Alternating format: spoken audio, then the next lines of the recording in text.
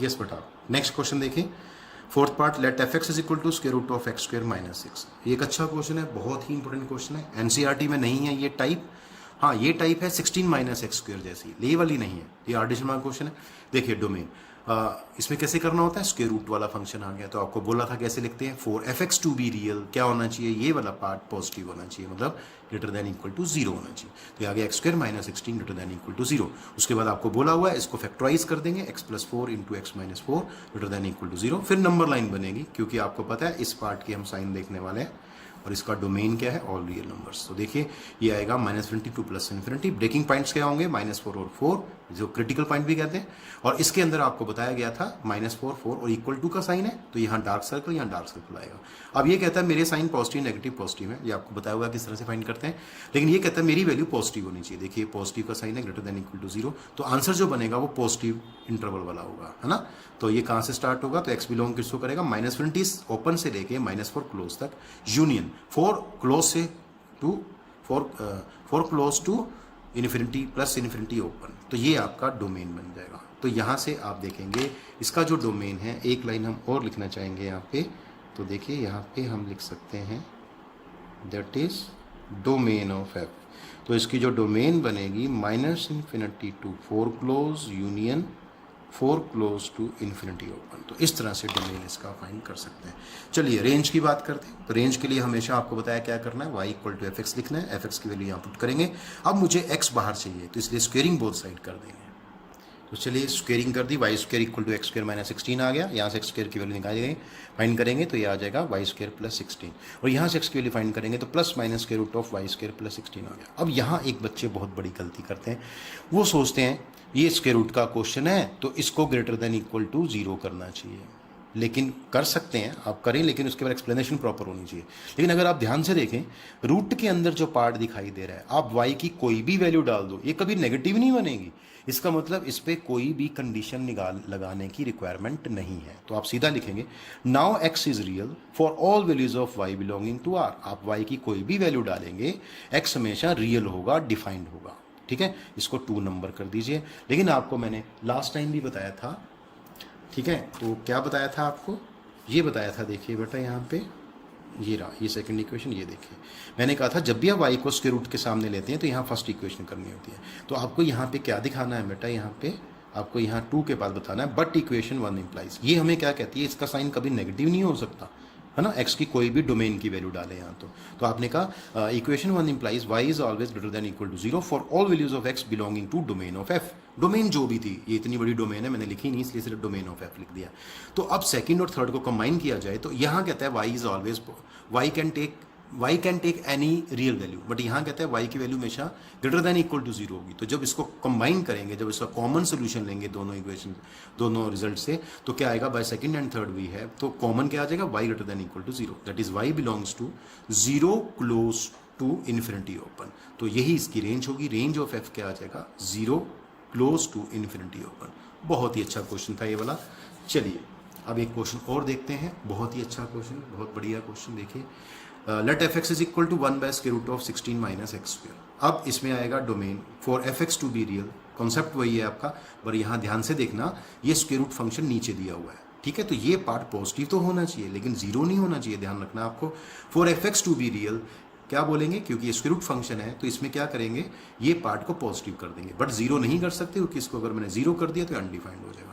अब इसको आपको पहले ही बताया था, इसमें क्या आ गया, एक्स स्क्वायर का कोफिशिएंट नेगेटिव आ गया, तो इसको -1 से मल्टीप्लाई करेंगे, मल्टीप्लाइंग -1 ऑन बोथ साइड, तो क्या आ गया, x square minus 16, inequality reverse हो जाएगी। फिर इसको हम फैक्टराइज कर लेंगे, x plus 4 into x minus 4 less than 0।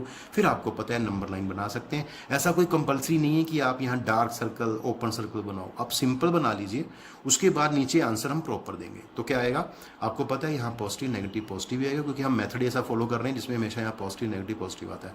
चलिए उसके बाद आपको पता होना चाहिए कि इसका जो डोमेन है वो ये ऑल रियल नंबर्स है, और इसके अंदर पॉजिटिव नेगेटिव पॉजिटिव इसके साइन है कॉरस्पॉन्डिंग इंटरवल्स के अंदर।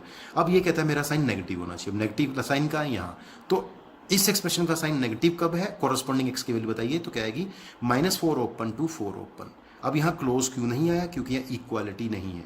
जब इस इनइक्वालिटी में इक्वालिटी साइन नहीं होता है तो यहाँ हमेशा ओपन बनेंगे आपके आंसर्स में इंटरवल्स, ठीक है। -4 से 2 4, -4 ओपन टू 4 ओपन, ठीक है। तो डोमेन ऑफ एफ आ जाएगा दैट इज इंटरवल कौन सा? -4 open to 4 open. Very interesting question. चलिए रेंज की बात करते हैं। Let y equal to f x की वैल्यू है 1/√16 - x²। इक्वेशन 1 इसको 1 करना है। जब भी स्क्वायर रूट का क्वेश्चन आएगा, आप जब y के सामने इस फंक्शन को लिखेंगे तो इसको इक्वेशन नंबर 1 मार्क करेंगे। स्क्वेयरिंग बोथ साइड, क्योंकि मेरा x² स्क्वायर रूट के अंदर है, इसको स्क्वेयरिंग करेंगे तो y² equal to 1/16 - x²। Square root sign यहाँ से चला जाएगा। अब क्रॉस मल्टीप्लाई कर लेते हैं। 16 - x² इक्वल टू 1/y²। अब x² को शिफ्ट कर देंगे इस साइड और इसको इस साइड, तो ये आ जाएगा x² equal to 16 - 1/y²। LCM लेंगे 16y² - 1/y²। x की वैल्यू निकालेंगे, स्क्वायर रूट लेंगे तो plus minus square root of 16y² - 1/y। अब आपको कहना है 4x2 भी रियल। अब रियल होने के लिए दो पार्ट होंगे, एक तो ये पार्ट पॉजिटिव होना चाहिए और ये पार्ट 0 नहीं होना चाहिए। तो 4x2 भी real, 16y² - 1 greater than equal to 0 and y can be equal to 0। अब इसको फैक्टराइज कर लेंगे, 4y + 1 4y - 1 greater than equal to 0 and y is not equal to 0। चलिए सॉल्व करते हैं। यहाँ डार्क सर्कल ओपन सर्कल नहीं बनाएंगे, सिंपल बनाते हैं। आपको पता है जो ये मैं मेथड फॉलो करता हूँ उसमें हमेशा यहाँ पॉजिटिव साइन आता है, फिर नेगेटिव पॉजिटिव, और ये किसके साइन होते हैं आपको बताया गया है, इस एक्सप्रेशन के साइन होंगे।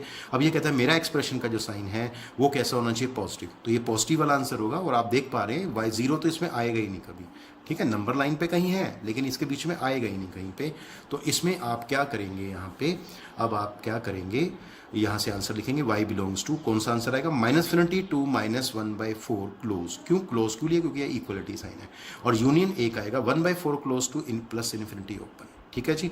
लेकिन ध्यान रहे यहाँ तक तो आ गया। बहुत सारी बुक्स में इसके आंसर गलत हैं, इवन RD शर्मा में भी हो सकता है इसका आंसर गलत दिया हो। तो आपको एक चीज़ का ध्यान रखना है, ये फर्स्ट इक्वेशन है आपकी। यहाँ से देखिए y का साइन कभी भी नेगेटिव नहीं हो सकता और x की कोई भी डोमेन की वैल्यू पुट करने पे। तो यहाँ लिखा but equation 1 implies y is greater than 0। यहाँ भी ध्यान रखना है इक्वल टू 0 नहीं हो सकता। आप x की कोई भी वैल्यू डाल दो कभी 0 नहीं बनेगी। तो ध्यान रखना है यहाँ भी, यहाँ आएगा y greater than 0 for all values of x belonging to domain of f। Domain हमने निकाली थी -4 से 4 ओपन, ठीक है। तो बाय 2 and 3, ये 2 रिजल्ट है, ये 3 रिजल्ट है। इसका कॉमन क्या बना?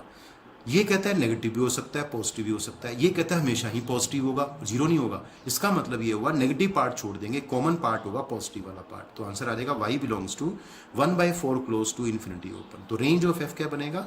1/4 क्लोज टू इन्फिनिटी ओपन। तो बहुत ही इंटरेस्टिंग क्वेश्चन है, बहुत ही अच्छा क्वेश्चन है। इसको बेटा आप ध्यान से करेंगे। चलिए नेक्स्ट क्वेश्चन देखते हैं, एक नया क्वेश्चन।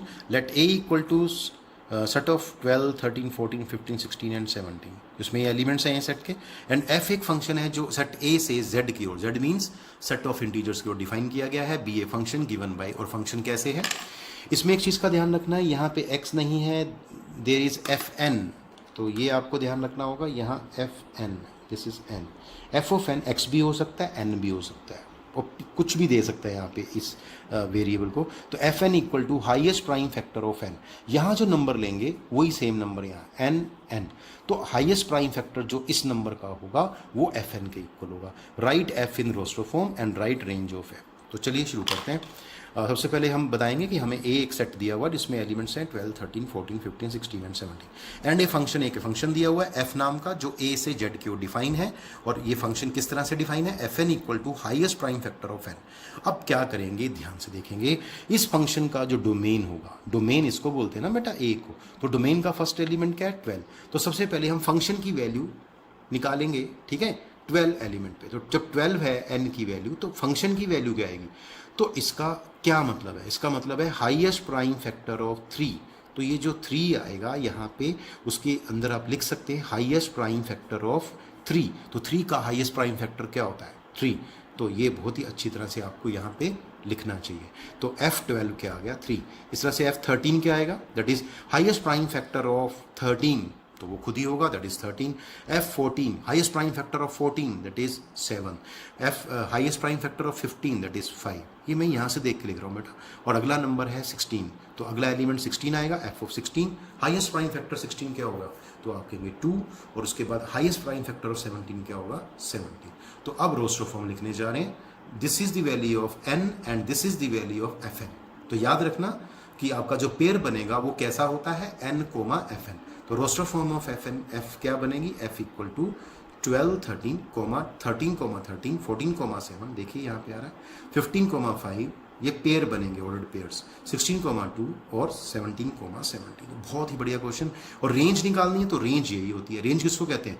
ये जो एफ की वैल्यूज होती हैं, एफ की जो वैल्यूज होंगी, जो इमेजेस होंगी, इसको इमेज बोलते हैं। इसका जो सेट होगा या जो ऑर्डर्ड पेयर्स हैं इस फंक्शन के अंदर, जो ऑर्डर्ड पेयर हैं उनके जो सेकंड एलिमेंट्स का सेट होगा वो रेंज होगा। तो रेंज क्या आ गई? 3 13 7 5 2 17। शर्त एक है, ध्यान रहे, कंडीशन ये है कि आपको रिपीट नहीं करना है इसको। 3 13 7 5 2 17। तो ये सारे ही डिफरेंट थे इसलिए सारे नंबर आएंगे। आप यहाँ से भी लिख सकते हैं, इनको कोमा डाल के सेट की फॉर्म में लिखेंगे, रेंज बन जाएगी। तो बहुत ही इंटरेस्टिंग क्वेश्चन है, इसको आप ध्यान से कर लेंगे।